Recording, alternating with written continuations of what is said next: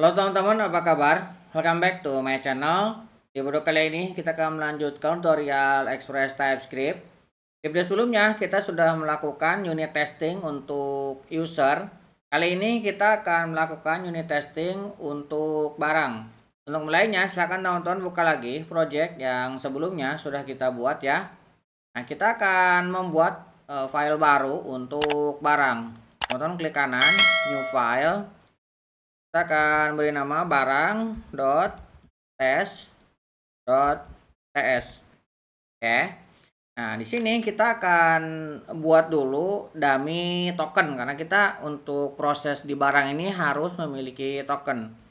Kita akan membuat sebuah konstanta get token. Ini kita akan buat dengan menggunakan arrow function. Dia akan mengembalikan sebuah string. Nah, kita akan definisikan dulu untuk usernya. Kita buat const user. Kita akan buat dummy usernya. Teman-teman bisa buat dengan sembarang saja. Saya buat dengan menggunakan contoh yang ini ya, pojok kode. Kemudian dummy user kita akan definisikan untuk tokennya. Return, kita akan panggil generate access token. Kemudian kita panggil usernya. Nah, get token ini nanti kita gunakan untuk setiap proses. Kita buat di sini describe. Kita akan mengetes barang. Kemudian kita akan gunakan callback. Nah, di dalamnya kita buat sebuah proses, ambil semua data barang dengan token misalkan ya. Ambil semua data barang dengan token. Oke, kemudian di sini kita akan membuat sebuah asynchronous. Kemudian kita memiliki arrow function. Kita akan buat sebuah konstanta untuk token. Kita akan ambil dari get token. Nah, kita ambil dari get token. Nah, di sini kita akan buat sebuah konstanta response. Kita akan await dari superTest. SuperTest ini kita akan isi dengan web yang sebelumnya kita buat di middleware ya. Kita akan panggil. Nah, kita gunakan metodenya adalah get ya. Nah, kemudian endpointnya kita mulai dari /API, kemudian /barang. Nah, dari sini kita baru akan set yang mau kita set di sini adalah authorization-nya ya. Nah, kita akan ambil authorization, kemudian kita kirimkan barrier. Nah, kita akan mendapatkan expect nanti ya. Nah, kita akan mendapatkan expect respond. Kita akan buat to equal 200 misalkan ya. Kemudian kita juga akan mendapatkan expect. Ini kita akan buat response, kemudian kita akan ambil body, kemudian kita akan ambil data. Nah, datanya ini harusnya terdefinisi, to be definite. Jadi ini terdefinisi. Kemudian ini juga expect, kita akan mendapatkan response, kemudian body. Kemudian kita akan dapatkan data, kemudian panjang datanya harusnya ini lebih dari 0 ya, karena kita sudah memiliki record satu data. Kemudian kita juga akan mendapatkan respon pesan ya, response, kemudian body, kemudian message. Ini message-nya kita bisa ambil dari controller, kemudian di sini ada barang. Ini ada get all barang. Kalau misalkan dia berhasil, maka message-nya yang ini. Pengambilan semua data berhasil. Ini bisa kita copy. Ini berarti harus sama. Nah, ini kita masukkan ke sini. Kita tinggal save. Nah, di sini terbentuk ya, ada seperti segitiga. Ini kita bisa gunakan untuk running. Teman-teman ngerunning bisa di terminal atau dari sini. Saya akan coba menjalankan dari sini. Teman kalau misalkan lihat di sini akan ada proses. Ini kan yang barang, yang user yang sebelumnya. Oke, ini kita berhasil ya untuk mengambil semua barang. Sekarang kita akan coba mengambil barang tanpa token. Kita tambahkan di sini sebuah ambil semua barang tanpa token. Ini kita akan menggunakan yang sama ya, asinkronus, kemudian respon. Ini tanpa kita mendefinisikan. Nanti kita akan mendapatkan harusnya 401. Tapi message-nya verifikasi token gagal. Kita akan dapatkan ini dari error ya. Ini kan kita memiliki authenticate nih. Nah, kita message kodenya 401. Kemudian pesannya ini verifikasi token gagal. Kita bisa tambahkan ke sini verifikasi token gagal dan ini equal 401. Ini bisa kita save. Kita coba jalankan lagi. Oke ya. Ini juga berhasil. Berarti pesan errornya sudah benar. Sekarang kita akan mengambil data barang dengan ID tertentu. Ambil data barang dengan ID dan token. Oke, kita buat sebuah asinkronus lagi. Kita gunakan arrow function. Oke, di sini kita akan mengambil dulu tokennya. Seperti biasa, ambil token, kemudian kita akan coba mengambil dengan endpoint API barang dan ID-nya kita tes dengan ID 1. Ini harusnya ada. Teman-teman bisa lihat di database di sini ya. Nah, kita memiliki database ini ya, Express TS. Kemudian di sini ada barang. Kita bisa buka. Nah, kita memiliki ID 1 ya. Berarti kita bisa gunakan ID 1. Ini barrier tokennya kita kirimkan. Nah, ketika berhasil, maka kita akan mendapatkan status 200. Nah, kemudian datanya juga ada, jadi terdefinisi. Nah ini untuk message-nya kita bisa cek dari barang controller. Barang controller ketika kita mendapatkan get by ID yang ini ya. Nah, ini kalau misalkan berhasil kita mendapatkan pesannya ini bisa kita copy dan kita tambahkan ke sini. Oke, kemudian kita bisa save. Ketika di save nanti akan muncul untuk run buttonnya di sini. Nah, kita coba tekan. Kita lihat lagi ke sini.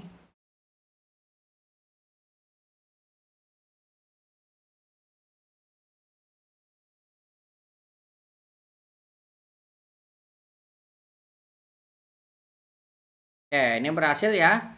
Sekarang kita akan mengambil data by ID tapi tanpa token ya. Kita akan tambahkan di sini ambil data barang dengan ID tanpa token. Ini ya.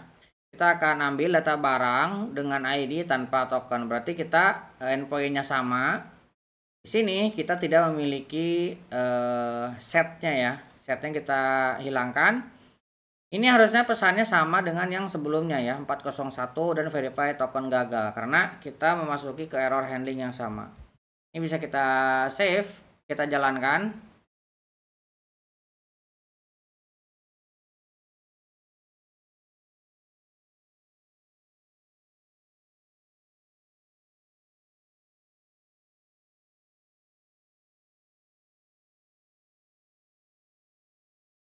Oke, berhasil ya. Nah, sekarang kita akan input data barang dengan token. Kita tambah lagi. Input data barang dengan token. Oke, kita gunakan di sini sebuah asinkronus lagi. Kita buat sebuah arrow function. Nah, kita akan ambil tokennya. Kemudian ketika kita create menggunakan metodenya post dan authorization-nya kita definisikan. Nah, ini kita akan mengirimkan datanya. Data yang akan kita kirimkan kita coba dengan dummy data ya. Saya akan coba buat dengan data ini. Kita akan membuat dengan nama testing, jumlahnya 0, harganya 1000. Kita akan kirimkan ini, saya akan geser ke atas seperti ini supaya konsisten ya seperti yang sebelumnya. Sebenarnya dibalik juga nggak apa-apa. Kita akan otorisasinya kirimkan juga. Nah, ketika berhasil kita akan menerima sukses 200. Nah, kemudian kita juga akan menerima pesan. Nah, pesannya ini kita bisa cek di sini ya ketika input. Nah, input barang ketika berhasil maka kita akan mendapatkan ini. Input data sukses.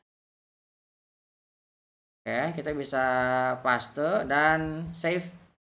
Endpointnya benar. Ini nama barang, kita tinggal coba jalankan lagi. Nanti kita akan hapus ketika proses hapus ya.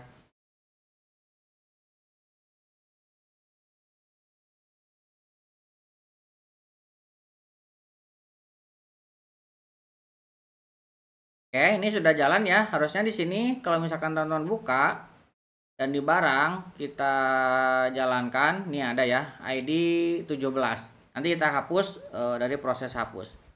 Oke, sekarang kita akan coba melakukan update barang dengan token. Kita gunakan ini atau kita coba input ya dengan tanpa token. Kita coba input data barang tanpa token. Ini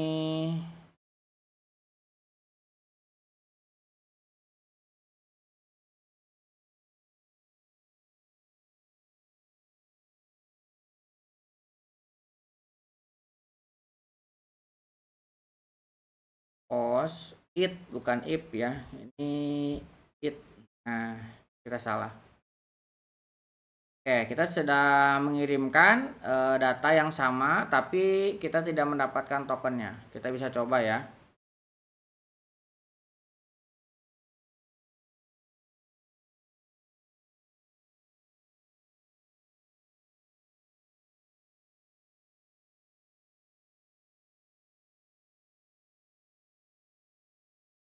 Oke, berhasil. Sekarang kita akan melakukan update data barang dengan token. Update data barang dengan token. Kita akan gunakan ini ya. Untuk mengupdate kita coba gunakan dummy data. Kita gunakan testing update misalkan ya. Testing update. Kita gunakan put. Kemudian endpointnya API barang, ID-nya 1, kuantitinya kita buat misalkan jadi 1 lah ya. Nah, harganya 1000, ini barrier token. Kalau misalkan berhasil, kita akan mendapatkan kode 200 update data sukses. Kita coba lihat di sini barang controller. Ini ada update. Nah, kalau berhasil kita mendapatkan 200, message-nya update data sukses. Kita bisa tambahkan ke sini. Paste, kita coba save ya. Kita akan coba jalankan. Oke, di sini ada error ya. Kita coba lihat terminal.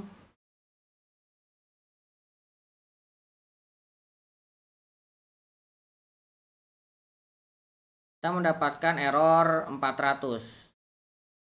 Quantity, oh ini jumlah ya, bukan quantity. Ini jumlah kemudian harga. Karena kita salah, kita jadinya error. Kita jalankan lagi. Oke, ini sudah berhasil ya. Nah, sekarang kita akan coba melakukan update barang data dengan token tidak valid ya. Kita gunakan ini update data barang tanpa token. Nah, kita akan coba ini jumlah bukan quantity. Jumlah, kemudian harga. Dan di sini kita tidak memiliki token. Kita bisa coba. Oke, berhasil ya. Nah, sekarang kita akan melakukan update, tapi kita akan duplikat ya dengan data tidak valid. Kita gunakan yang sama, update data barang,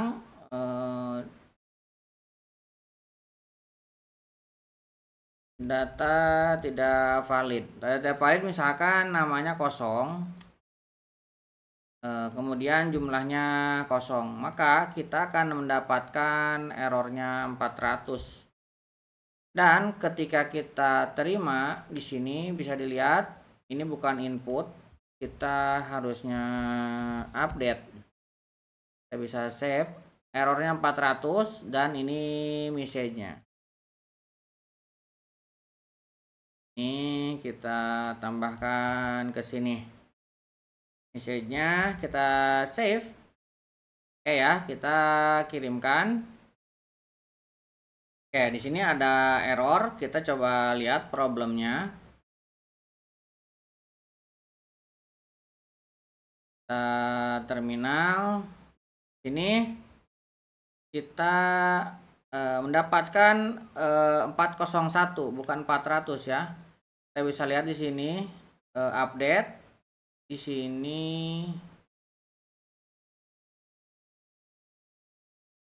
kita coba lihat lagi barang, kemudian oh ini kita tidak mengirimkan token ya, jadi pasti errornya 401.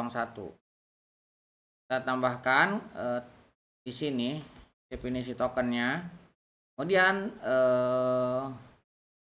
kita set dulu untuk authorization-nya di sini. Oke, kita coba save ulang. Kita kirimkan lagi. Oke, ini sudah berhasil ya. Oke, sekarang kita akan menambahkan untuk proses delete. Kita gunakan it. Kemudian di sini kita akan tambahkan delete data barang dengan token. Kita akan menggunakan asynchronous. Ini kita gunakan arrow function. Kita akan mengambil token, kemudian kita gunakan metodenya delete. Nah, di sini kita akan lihat dari database ya. Kita memiliki barang. Kita memiliki ID 28. Kita akan ambil ID 28 dan kita simpan ke sini. Nah, ketika nanti dia berhasil, kita akan cek di sini delete data sukses ya. Kita copy, kita tambahkan ke sini. Ini errornya message-nya 200 ya. Kita bisa coba jalankan. Oke, ini delete-nya berhasil ya.